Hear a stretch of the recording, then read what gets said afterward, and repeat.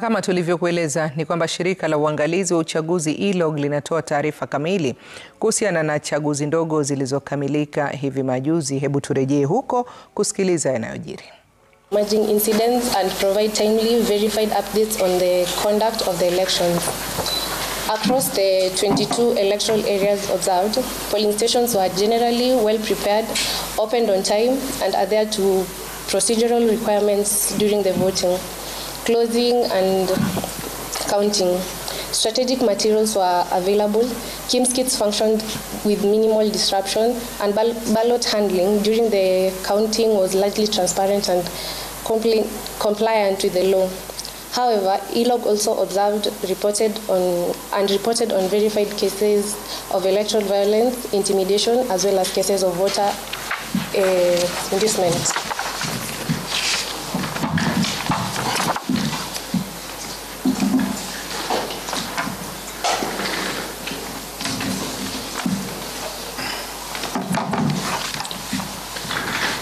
Good morning, everyone. I'm going to take you through the summary observations of the campaign and the ED operating environment, as well as on the other operating environment. Yes? My name is Mule Musau from the Elections Observation Group. I will be speaking to you about the summary observations by the team.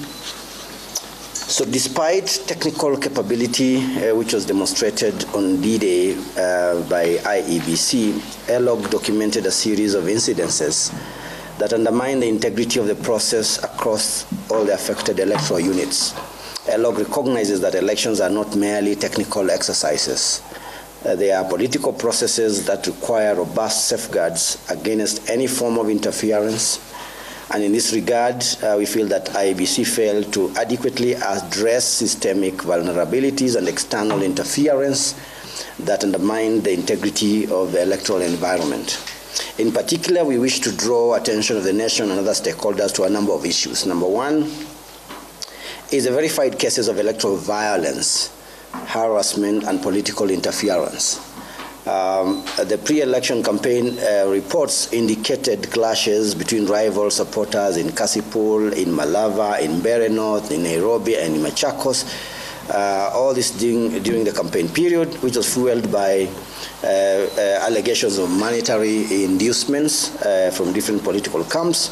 Further, it was observed that opposing political camps often clashed, as was seen in Kasipul and Malava constituencies. Our observers were harassed even in Kariobangi North, where a rowdy crowd barricaded the vehicle of some of the observers demanding cash. And ELOG is therefore concerned that in many of these violations, the security officers did not take decisive action that would have mitigated the situation. The import of this violation is to create voter apathy and vote suppression. Number two, open voter bribery and improper influence during the campaigns. Ahead of these by-elections, our LTOs, these are the long-term observers, had reported allegations of voter inducements using monetary or material incentives, including distribution of items such as relief goods, blankets, and other goods in some constituencies. The scale and openness of these acts call to question the fairness of that electoral campaign period. And we note that the distribution of relief goods, blankets, and other material incentives during campaigns constitute, in our view, voter bribery under the Kenyan law. Both the Constitution in Article 81 in the Electoral Offences Act, Section 9, prohibit such inducements with penalties including fines and imprisonment. These practices compromise the fairness of elections and can legally invalidate results and trigger criminal liability. Number three, the involvement of public officials and use of public resources. We note that there was a concerning presence and active involvement of high-ranking government officials, which include members of the executive, both at the national and the county level, state security officials, and other public officers. Such participation and engagement from officials who by law are required to remain neutral has the effect of tilting the playing field in favor of governing political parties and influencing voter behavior. as a result. This also violated both the Public Officer Ethics Act and international electoral norms on separation between state resources and election competition.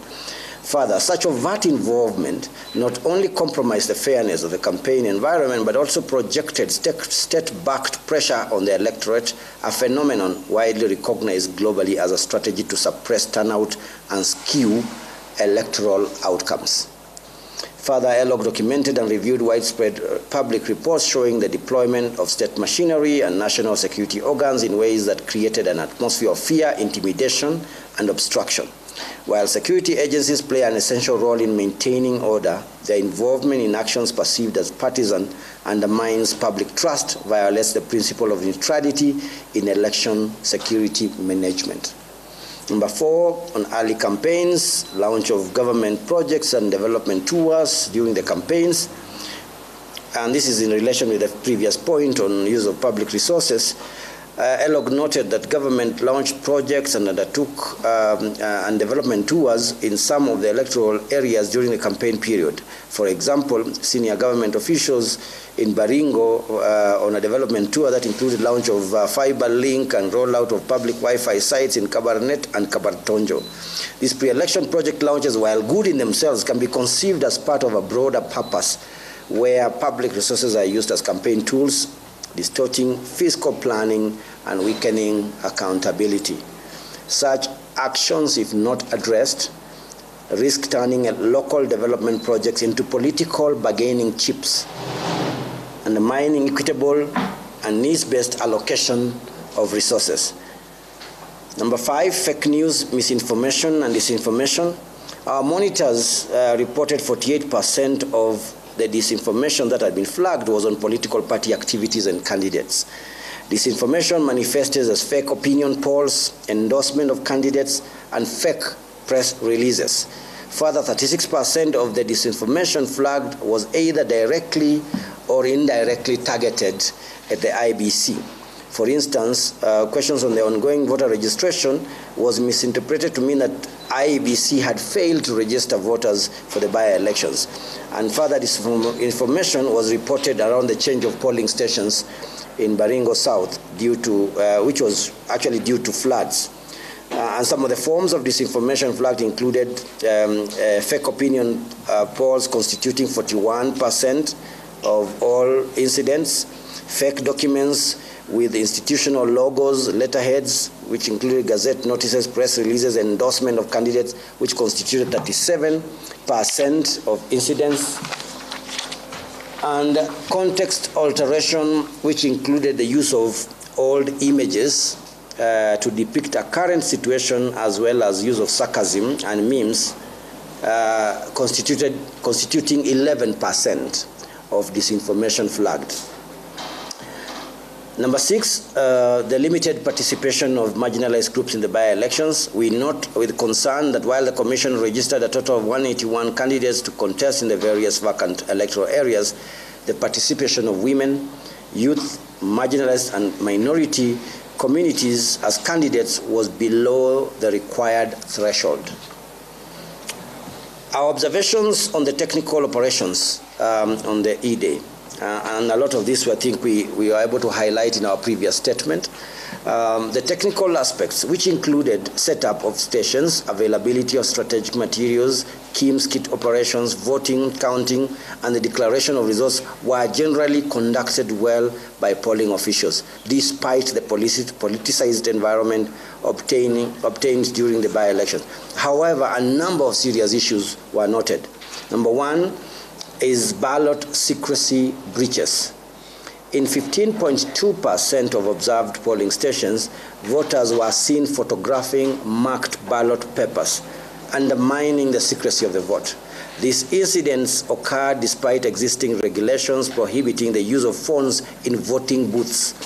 This is a critical violation of the principle outlined in Article 81(d)(1) of the Constitution that requires that our elections must be done by secret ballot.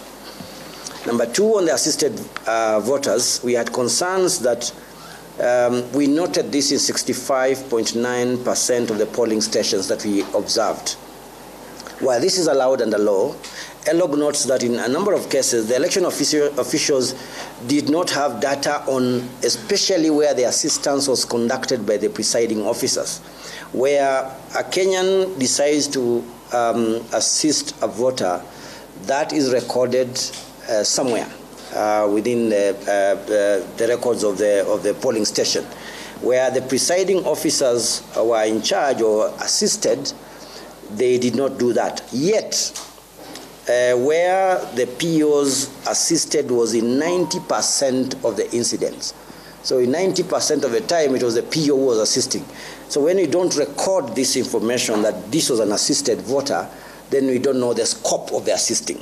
And we also know that that particular anomaly where POs assist voters and are required therefore to have party agents looking on is likely to compromise the secrecy of the vote, which is another breach of the secrecy issue. The other point is on the unauthorized access to polling stations. We noted that in a number of instances, unauthorized persons were allowed to access the polling stations without the required accreditation badges. For example, in Malava, examples are Malava, Kasipul, and Mbeere North, where this was noted. It's a serious violation of election laws and has the potential to create disruption of the electoral processes. A number of these individuals included the so-called political party super agents, and I think we spoke about it the last time, who are moving from one polling station to another. This is despite the fact that each political party and even independent candidates had designated agents who had been duly accredited by IEBC. Further, ELOG observers noted the presence of two gentlemen at a polling station in Kariobangi South who are later identified by the presiding officer as members of the DCI. ELOG wishes to state that access to polling stations is strictly regulated and limited to specific individuals only. Only IBC officials on duty, accredited party and candidate agents, duly accredited observers and media, assigned security personnel are allowed into the stations. No unauthorized persons, including DCI officers or the so-called super agents, should be permitted.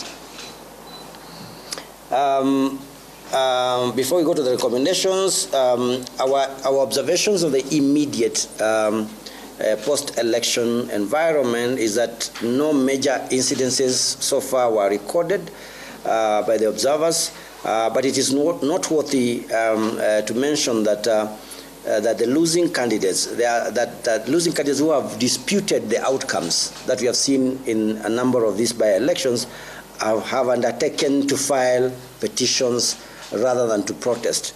We believe this is useful in enhancing the integrity of the electoral processes because that is the stipulated approach of settling a dispute in an election. I will let the chair read out the recommendations that we have been able to. Oh, sorry, just a correction that my chair has pointed out. It is, we made a reference to the presence of DCI officers in Kariobangi South. It is Kariobangi North. That's where the by-election was. So that was just a correction. Thank you.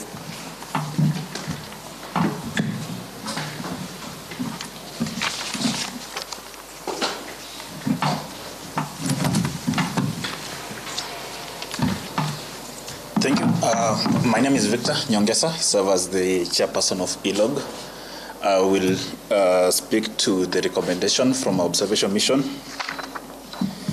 These recommendations are directed to different institutions, starting with IEBC.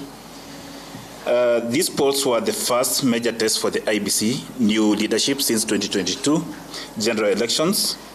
The Commission's ability to deliver transparent and credible election remains under scrutiny. Accordingly, therefore, ELOG recommends the following to IEBC. Assess the electoral environment early in order to determine if it is conducive for credible, free, and fair elections.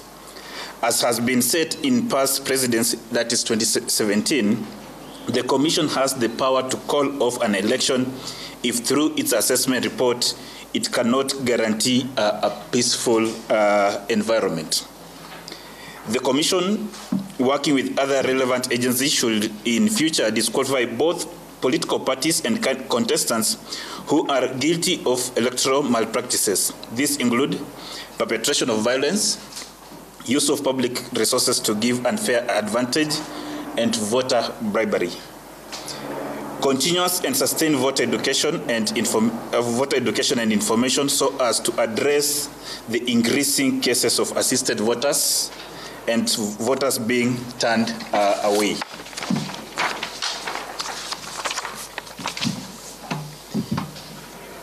Given the non-confirmation of the issuance of oath of secrecy to voter assistants, the IBC should maintain a clear record for them where the oath has not been taken. Strengthen enforcement of rules on ballot secrecy by taking action on the voters who violated this. A robust education of the voters to understand the importance and consequences of this should be done preemptively. Enhance voter register accuracy and provide adequate voter information education to reduce turnaways at polling stations. We have noted from previous missions that turnaways lead to vote suppression, since many of these voters do not bother to continue with the process. IEBC officials at the polling station must take full command of the stations and ensure that no unauthorized person gain access. Failure to do this is to expose the electoral process to disrepute and possible disruption of the process. Finally, the Commission must provide regular updates throughout the process. The silence of the Commission during the campaign period as well as on E-Day and the after result declaration was alarming. While noting that they did take some action on offending candidates in Kasipul and further issued a statement condemning the violence on E-Day, it is our considered view that they punched way below their weight. Our recommendations to security agencies: a clear security plan that is shared with the relevant actors should be in place. Based on our observation, it was not clear whether this existed, and if it was, then it was not followed or observed faithfully.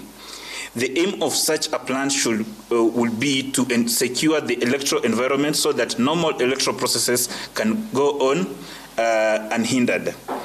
Investigate reported incidences of intimidation and violence and ensure accountability. Action to prosecute those found guilty should be expeditiously undertaken to mitigate against future repeat offenses.